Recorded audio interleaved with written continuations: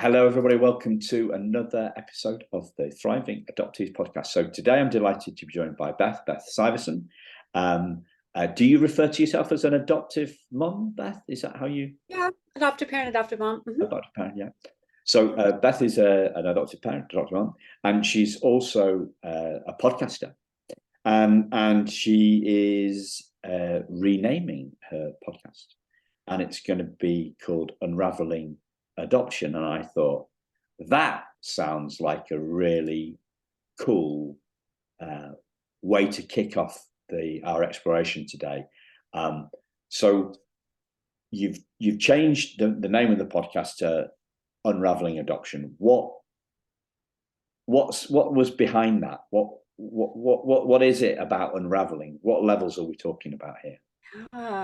Yeah, so unraveling adoption came to me and I was like, yes, that's it. And unraveling has several different layers for me. And the first layer is kind of like the layers of an onion, right? You're unraveling, you're kind of pulling it apart, you're separating all the strands of adoption, all the different ways of looking at adoption from my perspective, from my son's perspective, from the birth mother's perspective, from outsiders' perspectives, the industry, kind of really looking closely at adoption and all the angles, not just the rosy way of, oh, isn't it adoption great? Whee! But the truth behind it all, the good and the bad and the ugly and the fabulous. I mean, it's all over the place, right? So that is one layer. The next layer is, somebody might be saying, my adoption is unraveling, at this present moment. My kid is falling apart, or I'm feeling completely devastated by whatever, either as a parent or as the adoptee or the birth parent, just this kind of feeling of unraveling, like this is falling apart, which I've experienced, we'll probably talk about later. And the third way I think of it is as purposefully unraveling the adoption industry itself, really looking critically at what's going on, where's the money coming from, who's behind it, who's lobbying for adoption, who's, in the Supreme Court, what is happening in the big picture that we as just regular little people can start to unravel and make adoption, if adoption is necessary, make it more ethical and make it more better for the children, which is what it's all about, right? Yeah. And I should have mentioned this right at the top of the point. What makes Beth's podcast really different is it's not just Beth's podcast. She does it with her son, right? Yes, I created it with my son. Mm-hmm. And this really, for me, is a beautiful thing for you to do that together, because you're getting both. Well, it's 2 for 1, isn't it? You're getting the insights. You're getting insights from both sides, and everybody keeps on. In adoption land, a lot of people keep on banging on about giving adoptees voices. Yes. And that's what you're doing with that podcast. Yes, I am working very closely with my son. He's 19, and a year and a half ago, it was his idea to create the podcast in the first place. And I said, okay, sure. I love listening to podcasts and I know how to edit because I'm a musician, and with COVID, I learned how to edit because I had to make videos and things for my music. And so I was like, okay, that sounds great. And so he and I started it. We made about 6 or 8 episodes, and then he relapsed. And the first several episodes are about addiction, because he's been struggling for several years with addiction, pretty wickedly. It's been really, really tough for him. So the first several episodes were about addiction, but certainly his adoption has always been kind of part of that story, kind of the root cause, the pain that's underneath all of the reason to numb out with the substances. And so when he relapsed, or when it was clear he was going to relapse, I said, Joe, what do you want to do with the pod? Do you want to just put it on pause? Do you want me to keep going? How do you want to handle it? And he says, Mom, I want you to keep going with it. And I want you to talk about relapse. So we did. I even have an episode with him in relapse mode, and several episodes about relapse, actually. And then I've been bringing in lots of guests, and he comes in and out. When he's feeling better, he comes in. He's been in a couple of really important ones with our life coach. He brought in a friend of his who's adopted and things like that. So, and every several weeks, I just check in with him. I say, okay, Joe, you still fine with us sharing everything on this pod? And he says, yes, Mom, keep going, keep going. So I just keep going. And I'm hoping that one day he will come back and be an integral part of it again, like he started out. Yeah. And when he's up, when he's up for it, or if he's up for it, I'd love to have him on the show as well, right? That would be great. I would love that. He would love that. Thank you so much. What I want to bear in mind what you just said, and the layers of the layers that you so succinctly set out. I'd like to ask you about, you said when adoptive parents feel that they're falling apart and where things are unraveling for them. I think that was the kind of this when the adoption is falling apart, or the things are struggling for the adoptee. What I want to focus in on is kind of what you've learned about yourself in that unraveling. So when a very wise adoptive mum that we had on the show called Holly and Petri, she was on the show a long time ago, last summer I think it was. She really brought this idea to my attention, the idea of the fact that relationships start with us, that this is all about our own, and this is, I'm talking about our as in the adoptive parents there. I'm bringing myself, sorry, I'm not making this very clear, am I? And I never edit the podcast, so if people are wondering why the episodes are a bit rough around the edges, sometimes it's because I don't have Beth's skills. And I've only got two modes, which is just go for it or edit the hell out of it. So if it's writing stuff, I edit the hell out of it, and if it's just audio, I just go for it. So what have you learned about yourself and how the importance of how you're being when you're going through that tough stuff? Well, the main thing that I learned is that my child is not someone that needs to be fixed. He's not my project. He's not, a do-it-yourself, project that I am responsible for fixing. He's not broken. He doesn't need to be fixed. And when I took my focus off of him and put it on to myself, everything got better. And I don't mean to say it like I didn't care about him or didn't take care of him, but I took the spotlight off of his issues and put them on mine. And guess what? I had a lot of the same, not the same issues. I'm not adopted, so certainly not the same level, but I had a lot of similar issues that his experiences were totally triggering and bringing up for me. So when I sat and looked at those and got lots of help around those issues, everything improved in my life and it improved our relationship. And then, you know what, Joey learned, hey, when you're an adult, you can still learn and grow and change and get therapy and make yourself better. This isn't like you're not done when you become an adult, you're just beginning, right? So it taught him, okay, this is what life is about. You just continue to learn and grow. So yeah. And did that kind of, so people talk about modeling and doing unto, I mean, there's a religious thing, isn't it? Doing unto others as we have done to ourselves, all this sort of stuff. What how would you see that? What does, because it's powerful, it's a lot more powerful seeing somebody else change rather than being told that we should change ourselves, right? Yeah, because people don't like to be told you have to change. They don't usually respond like, oh, you're right, I will change. They don't usually do that. They're like, F off, I don't want to change, leave me alone, right? People don't like that. I don't like that either. So what I did is I got a life coach, and she is not an adoptive parent, but she has a daughter that struggled with addiction. So she understood that piece impeccably, and nothing I said would shock her. She's like, yep, been there, done that.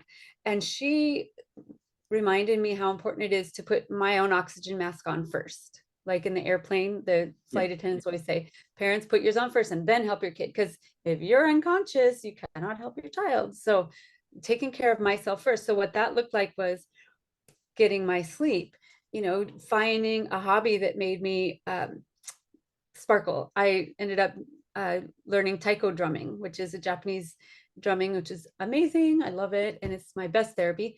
I also got regular therapy.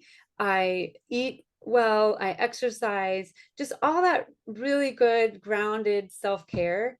And all that is excellent for anyone struggling with anything, trauma or addiction, emotional stuff going on.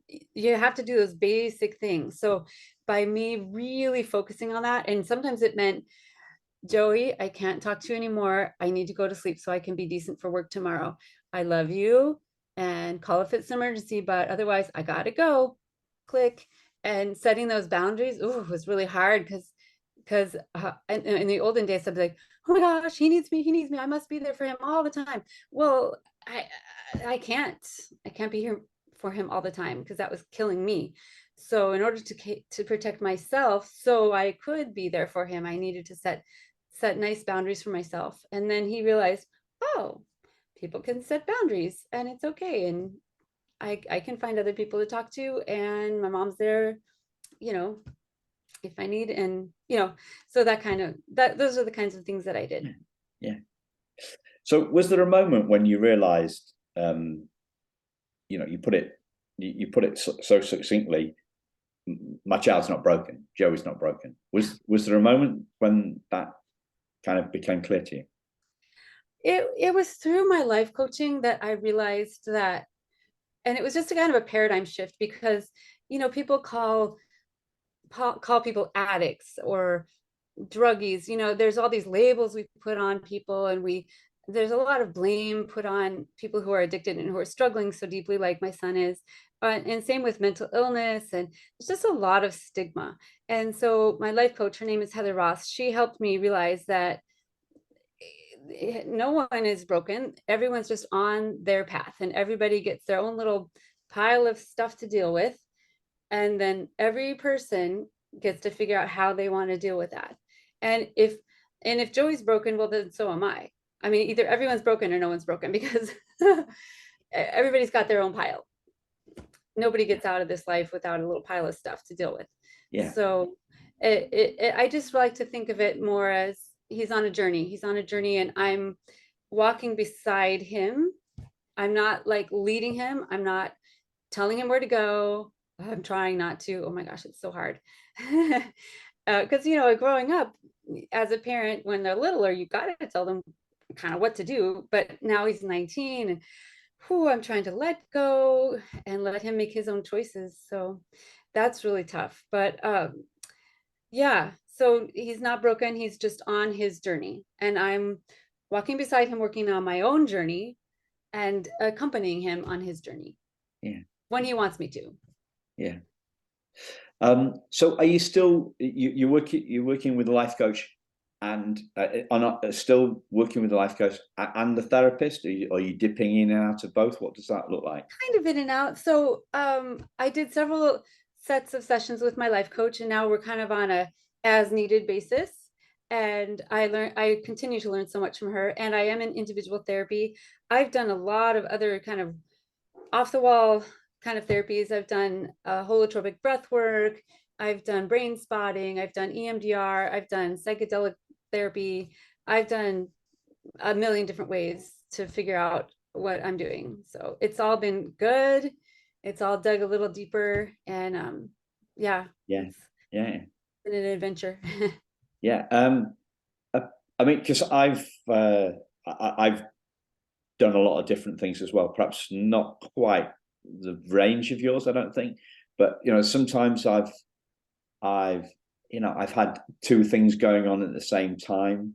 Mm-hmm. And I've at some stage I've thought this is confusing, and then at some stages I thought no, it isn't. Like it can actually work alongside them. I the not broken thing for me was actually not broken, but it was not wounded. Right. Mm-hmm. Same thing, right? Not same thing. Mm-hmm. And Mm-hmm. I talk about this a fair bit, and I don't know whether people have heard me say this or not, but there's this thing around, there's this metaphor, this theory of the primal wound, Mm-hmm. and that I didn't feel. So for a lot of people, I did feel a relief Mm-hmm. at some point, a relief in the diagnosis Okay. of Mm-hmm. this theory. I mean, it was me reading the book, diagnosing myself, Mm-hmm. reading Nancy Various diagnosis. And there was a relief, but that was and I was like, yeah, well, this is it. But then it became a little bit more solid for me. It became, instead of being a relief, it was something that took me down. And I became a little bit fatalistic about it. Do you know what I mean? Like I thought, well, this is, and then we're into coping skills. Do you see what I mean? I thought, wounded. How often am I going to need to bathe this wound? How will I stop it again? Like it's a metaphor, it's a theory. It's like, but for me, it became a belief, I think, and that took me down a bit.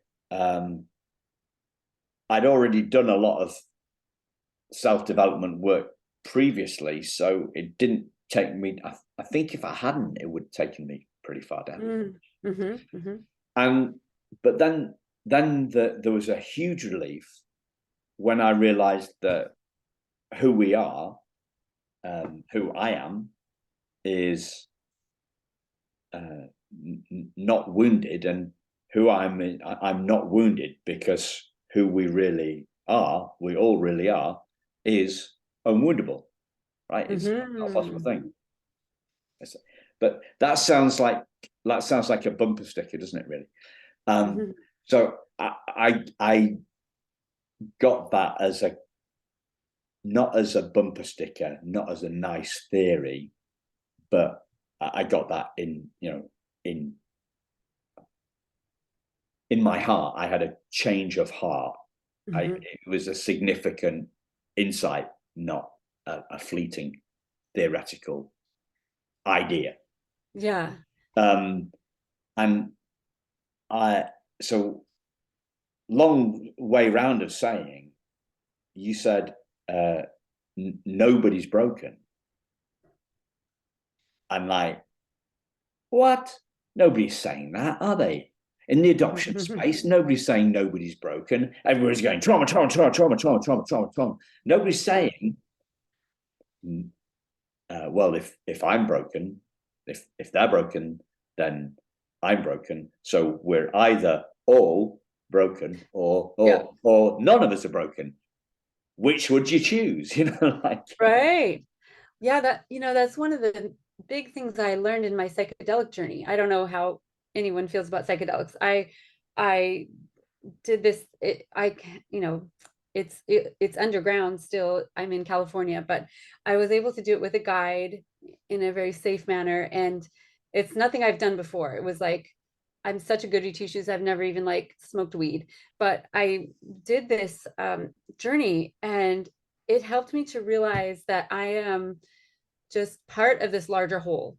and everybody is a part of this larger whole, this consciousness, whatever you want to call it, this, the part of me that will live on after I die, my soul, or whatever you want to call it.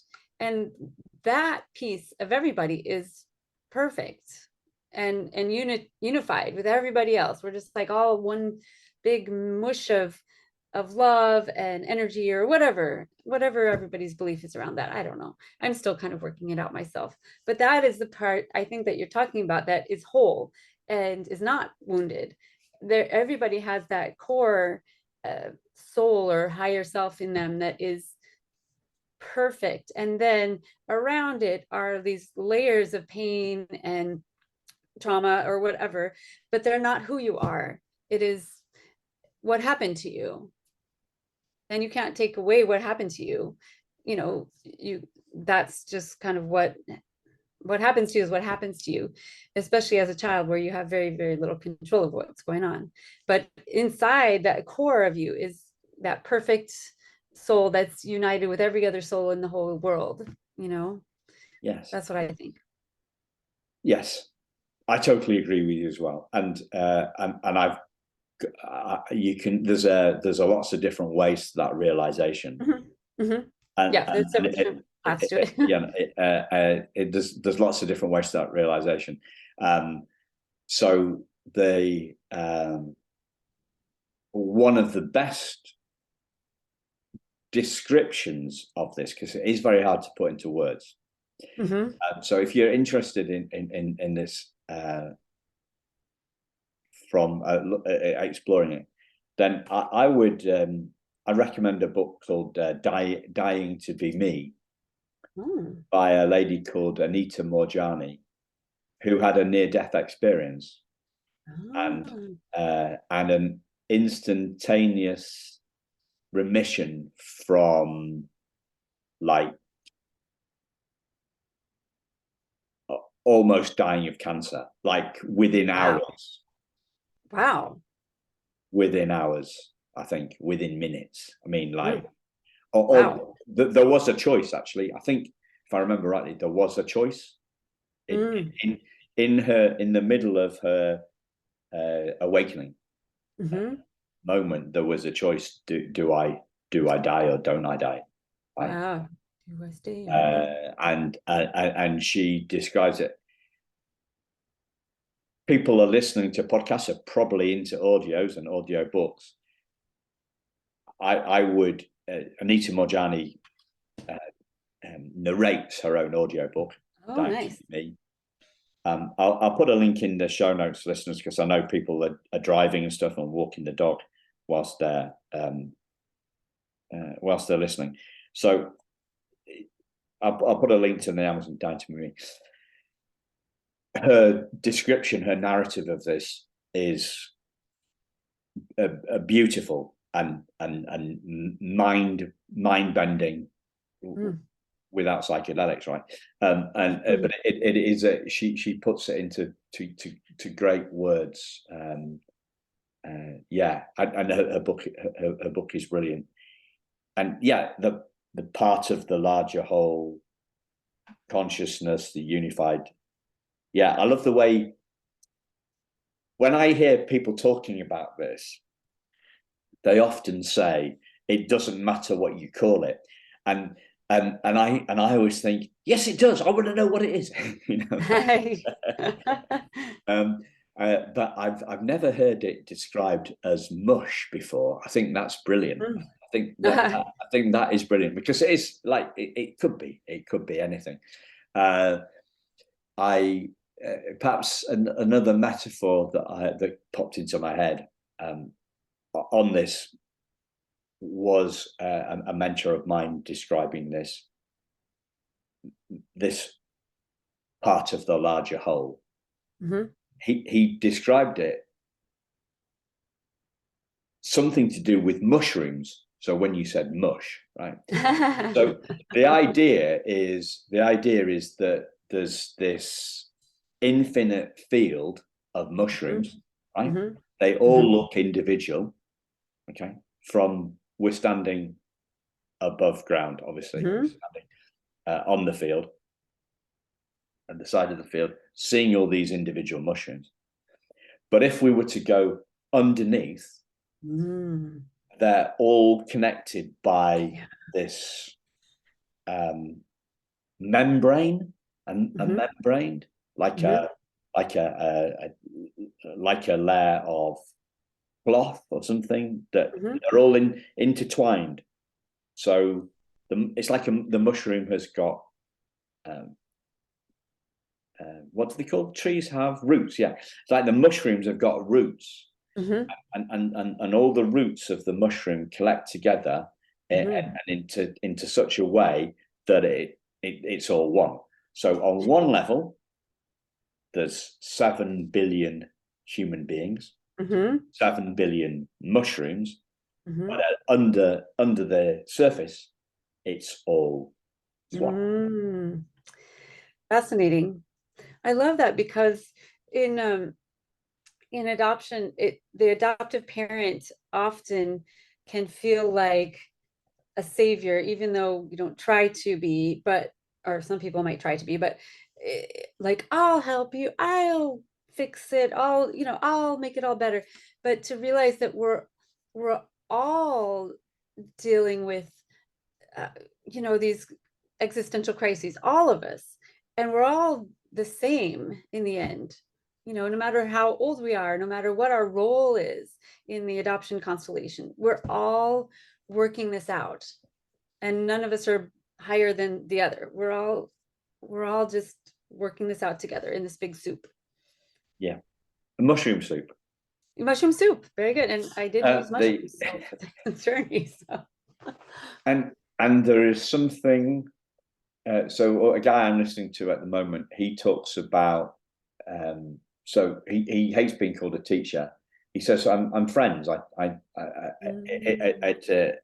one point of the conversation, and if you looked at him, he has a podcast. he has retreat. He does retreats. He is. You look at him, you say, well, he's a teacher, but he doesn't think of himself as a teacher.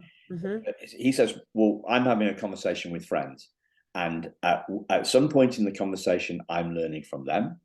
And at another point in the conversation, they're learning from me. And at some point, and I'm learning because I'm learning from their response of the stuff that they say to me, right? Yes.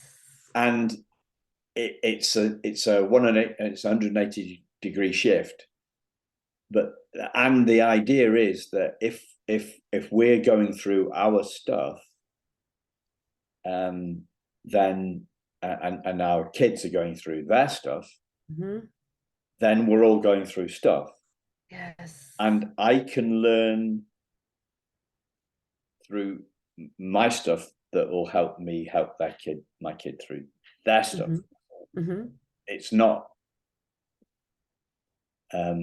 it's not teacher and student, it's fellow learners. And that who's the guy, one of the trauma teachers, he has that PACE model, and C is for curiosity, isn't it? Dan Hughes, is it Dan Hughes?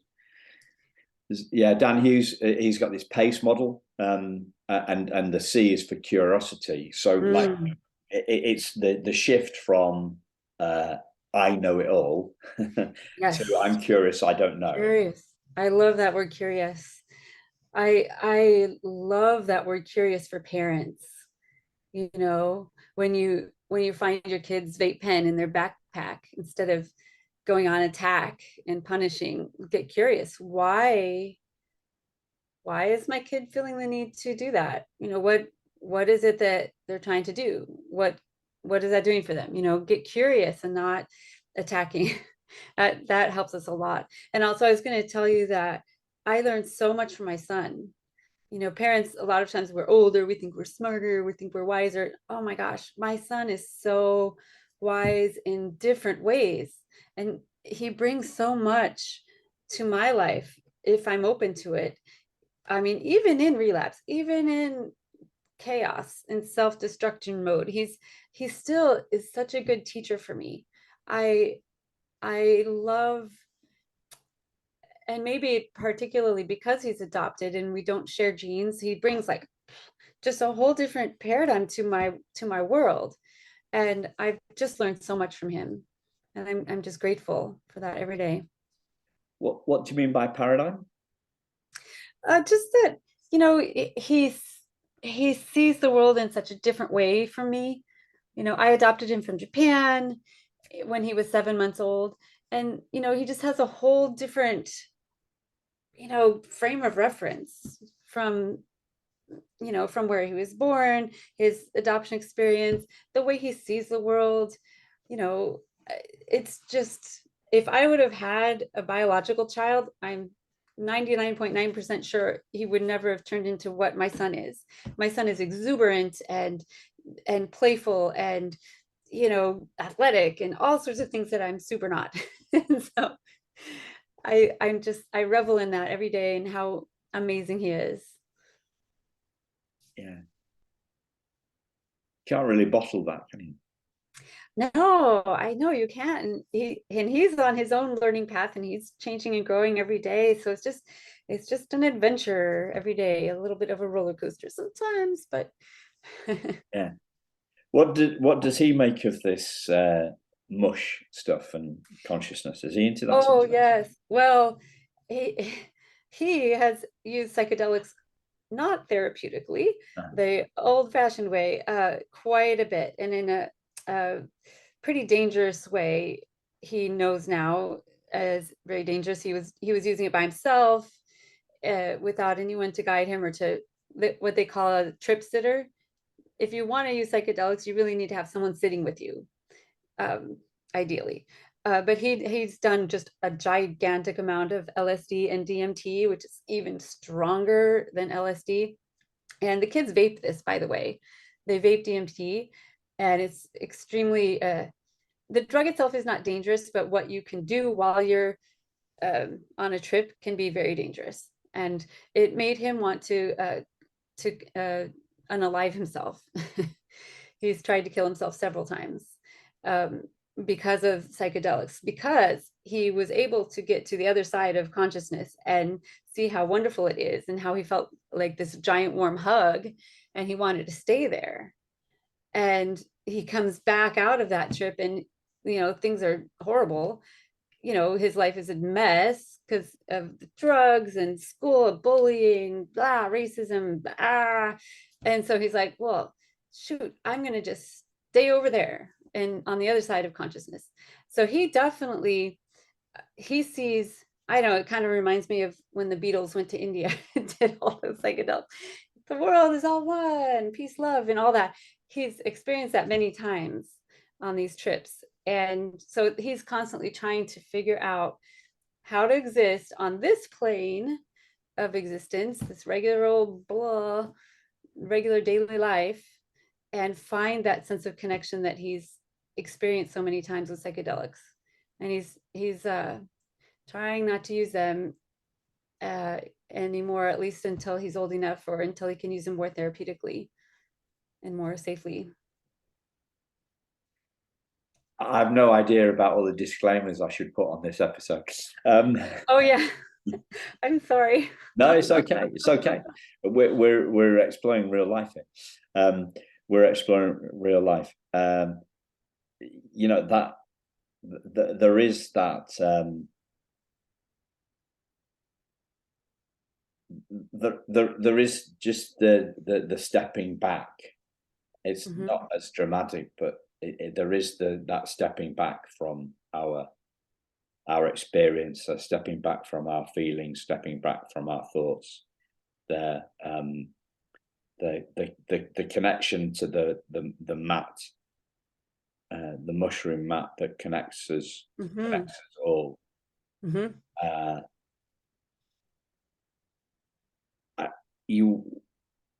I've had it just watching a sunset, a sunrise. I have many nights just going to bed. I breathe out and I snuggle in, especially in winter, right? I breathe out and I snuggle in to the cozy quilt. And all is well with the world. It's a focus in on, sorry. Oh, sorry. I'm sorry. It's a focus in on the background rather than the foreground of experience, right? Ah, yeah, that's great. We get it a lot of times with our animals. We have dogs and horses, and Joey particularly, and me and my wife too, just get so much connection through our animals. And they don't talk, so you don't have to deal with that other layer of things. It's just deeper. It's like you look in their eyes and there's a, a creature in there that sees you. It's really amazing. Yeah. Well, that's the connection of unconditional love, right? Yes. Yep. They're so good at that. Yeah.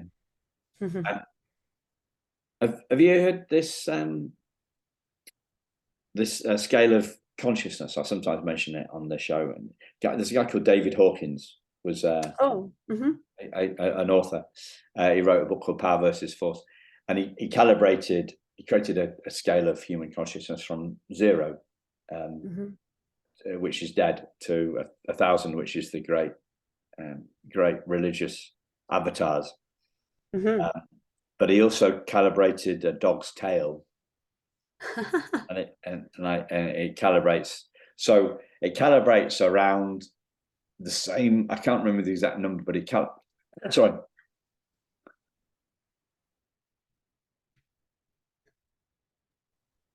Sorry, listeners, frog in my phone.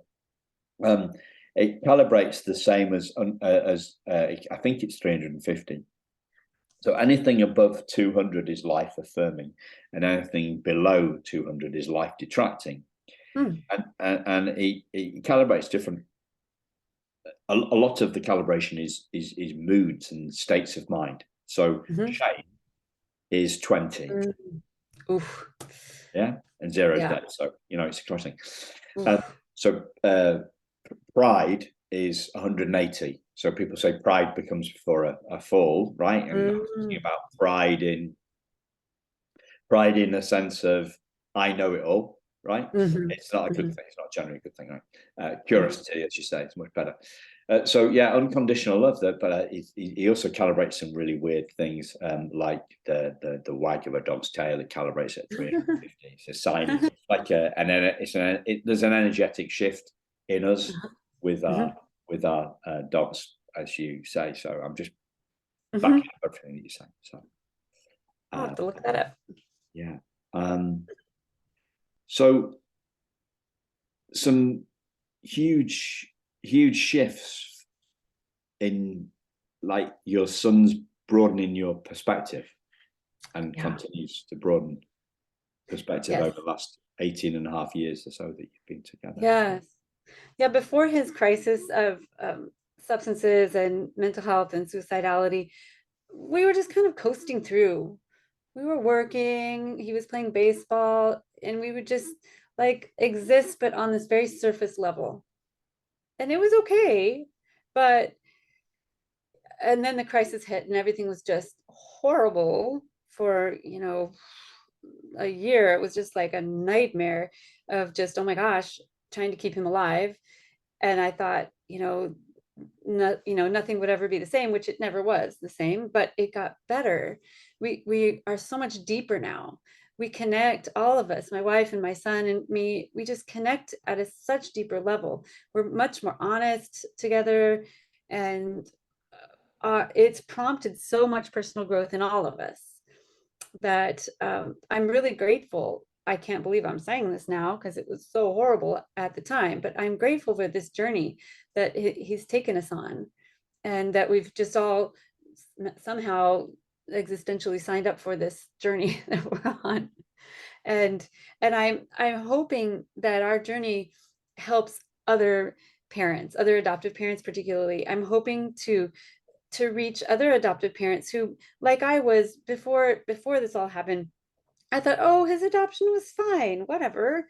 He probably doesn't even think about it. I just like, okay, he's got a great life. He's fine. But I did not realize that his relinquishment at 2 weeks of age, and then his holding in a maternity ward until he was 7 months, you know what, that might have some impact on his personality or his coping skills, or dysfunctional ways of being, because he didn't feel safe as a child.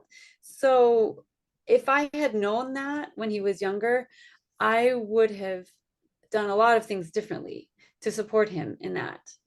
And so I'm hoping to catch other adoptive parents sooner than I figured this out, because I didn't figure it out until he was well into his crisis. And then I got on track with it and have helped him as much as I can. And he's helping himself quite a bit. But I wish I would have known some of the things I know now when he was 8, 9, 10, 11, 12. Yeah.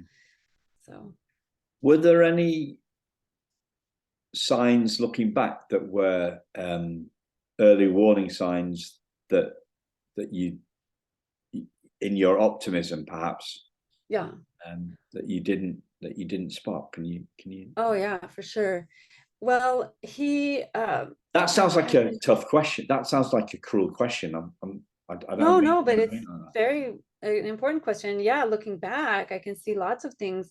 He tried to slit his wrist when he was like in second or third grade, and I didn't look deeper into that.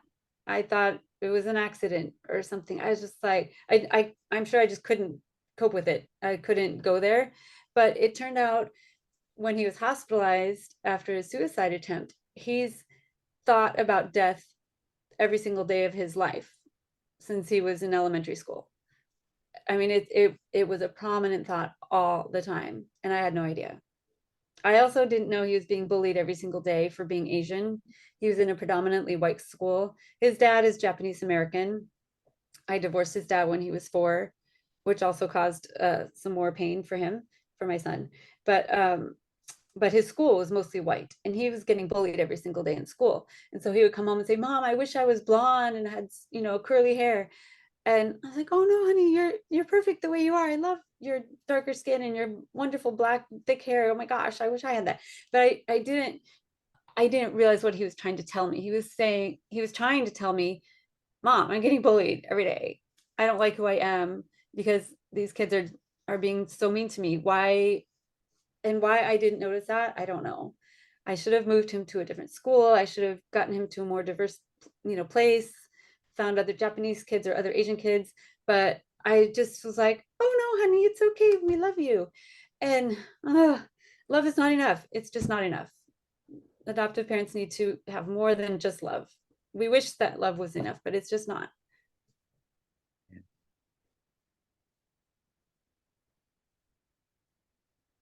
Did you presumably you worked have you worked on the therapist in terms of your inner critic about stuff that went on? Yeah, guilt and stuff. Yeah. There was a time where I just beat myself up all day long. And, there's a place for learning and going, boy, I wish I wouldn't have done that.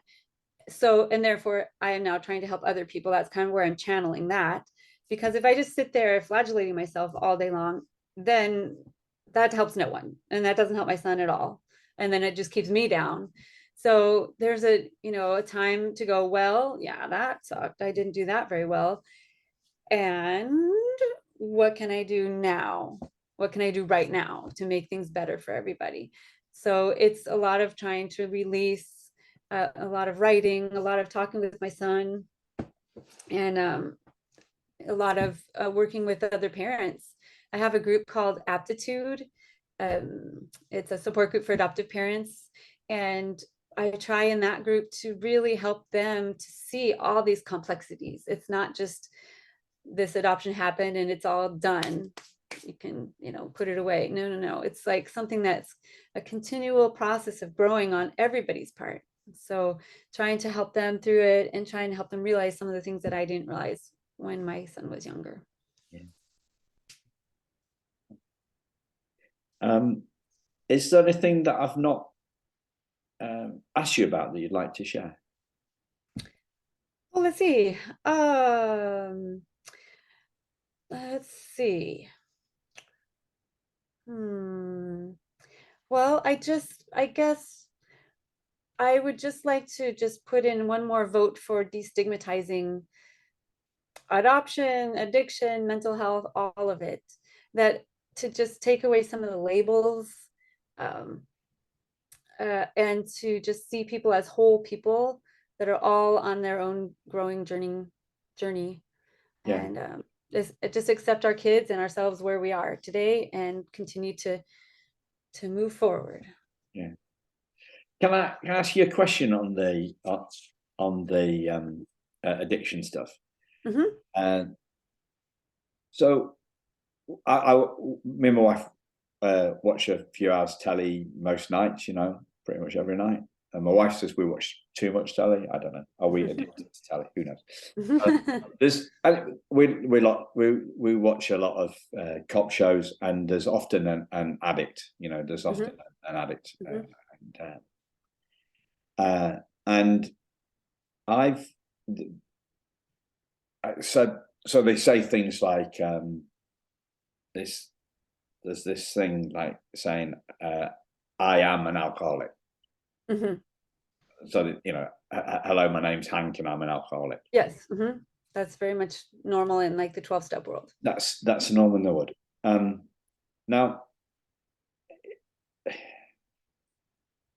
that kind of identifies, to me, that kind of solidifies what is a behavior